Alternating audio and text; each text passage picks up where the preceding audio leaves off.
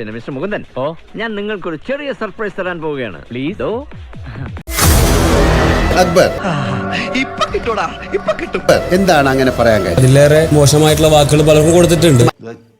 ചെറ്റ വർത്താനം പറയരുത്. വിളച്ചിലെടുക്കല്ലേ, ചോദിച്ചതിന് മറുപടി പറ. മറ്റുള്ളവർ അങ്ങനെ ചെയ്തു, അതുകൊണ്ട് ഞാൻ അങ്ങനെ ചെയ്യണമെന്നല്ല. എന്തൊട്ട് വൃത്തിയോടൊക്കെ ഒരു സദസ്സിലിരുന്ന് പറയണത്. അതൊന്നും എനിക്കറിയാൻ മേല.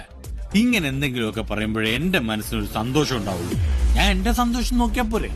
എവനെ ഒന്നും പറഞ്ഞിട്ട് കാര്യമില്ല. തറവാട്ട് മഹിമ എന്ന് പറഞ്ഞ സാധനമുണ്ട്.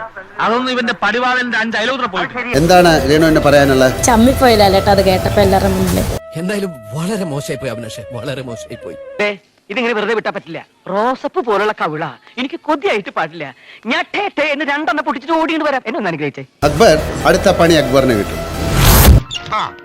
കിട്ടേണ്ടതൊക്കെ കിട്ടിയല്ലോ, സമാധാനമായല്ലോ. മകനെ പാപ്പച്ച, എന്തോ ചീത്ത എന്ന് പറയിപ്പിക്കാൻ എളുപ്പാ. നീ ഈ നാട്ടിലെ അറിയപ്പെടുന്ന ഒരു കലാകാരനാ, വളർന്നു വരുന്നവനാ. കലാകാരന്മാരെ ഈ വട്ടക്കുഴി അച്ഛൻ എന്നും പ്രോത്സാഹിപ്പിച്ച് ചരിത്രം ഉണ്ടായിട്ടുള്ളൂ.